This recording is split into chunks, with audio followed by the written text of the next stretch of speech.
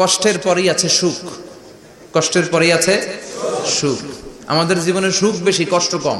কয়দিন না খেয়েছিলাম, কয়দিন বিপদে পড়ছি, কয়দিন ডাকাইতে ধরছে, এক মাসের মধ্যে অসুস্থ থাকি কয়দিন আর সুস্থ থাকি কয়দিন, এটা হিসাব করে না। অসুস্থ যে ছিল খালি এটা খেয়াল রাখে, আছে না নাই? তার মানে ইন্না মাআল উসরি ইউসরা, দুঃখের পরে আছে সুখ, মোটিভেশন। প্রাণটা আবার উদ্বেলিত হয়ে ওঠে, তাই তো আসলে তো দুঃখের পরে সুখ। এজন্য কষ্ট যখন পাবেন, অসুস্থ যখন হবেন, ওইখানেও আনন্দ করবেন, কারণ সামনে আরাম আসতেছে। সুবহানাল্লাহ পড়ে। মুমিনের হারাবার কিছু নাই, দুঃখ পাওয়ার কিছু নাই। মুমিন অসুস্থ হলে অসুস্থতার মাধ্যমে তার রোগের মাধ্যমে তার গুনাহ ঝরে যায়, সে আল্লাহর কাছে প্রিয় হয়ে ওঠে। তা আমাদেরকে কেউ হারাইতে পারে? কথা বলেন, আমাদের কেউ ভয় দেখাইতে পারে? এখানে অনেক হিউজ মোটিভেশন আছে। যারা হতাশ, যাদের জীবন ভাল লাগে না, মরে যেতে মনে চায়, গার্লফ্রেন্ড গালি দিচ্ছে, আছে না নাই? আবার বয়ফ্রেন্ড গার্লফ্রেন্ডের গালি দিছে, এ ওড়না পেঁচায়া ফ্যানের মধ্যে ঝুলে আত্মহত্যা করে। কত বড় পাগল, তুই মরলি কেন? গালি দিছে তো কি হয়েছে? হ্যাঁ, বুঝতে চায় না, হতাশ হয়ে যায়।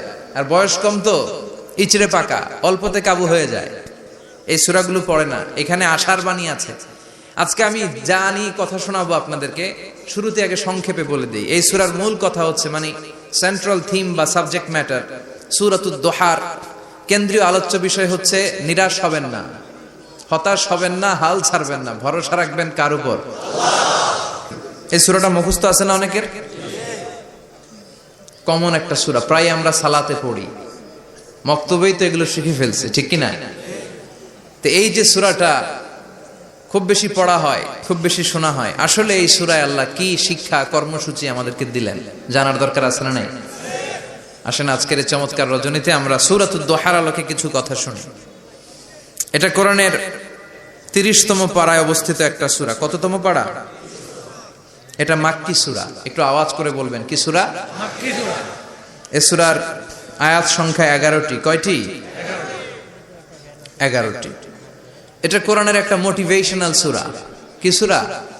মোটিভেশনাল। আমরা প্রায় এই শব্দটা শুনি না, মোটিভেশন, মোটিভেশন। এটা কোরআনের মোটিভেশনাল সূরা, অনুপ্রেরণাদায়ক সূরা। আপনার মন যখন খারাপ তখন এই দুইটা সূরা পড়বেন, দোহাও পড়বেন, সূরাতুল ইনশিরাহও পড়বেন। ইযা ইশতাদ্দাত বিকাল বালওয়া ফাফাক্কির ফি আলাম নাশরাহ ফাইন্নাল উসরা বাইনাল ইউসরাইনি ইযা ফাক্কারতাহু ফাফরাহ। এই দুইটা সূরা অনুপ্রেরণাদায়ক।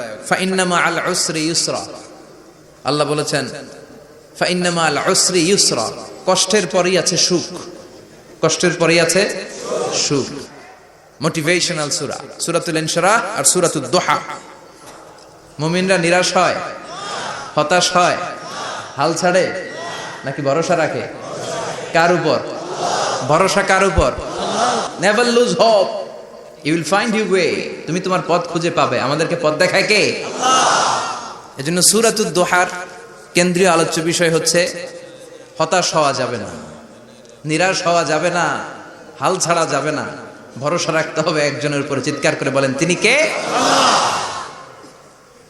হতাশ যারা, ফ্রাস্ট্রেটেড আপসেট পিপল, তাদের জন্য, হতাশ ব্যক্তিদের জন্য এই সূরাটা একটা আলোকবর্তিকা, একটা আলোর মশাল। এই সূরাটা পড়লেই হতাশ ব্যক্তিরা মনে শান্তি পায়, আশা ফিরে পায়, দিক ফিরে পায়, ঠিক কিনা? এই সূরাটা নাজিল হওয়ার একটা ব্যাকগ্রাউন্ড আছে, শুনবেন। বিষ্ণু ঈসা ইসলামের কাছে যখন ওহী নাজিল হতে শুরু করলো, বিষ্ণু ঈসা ইসলাম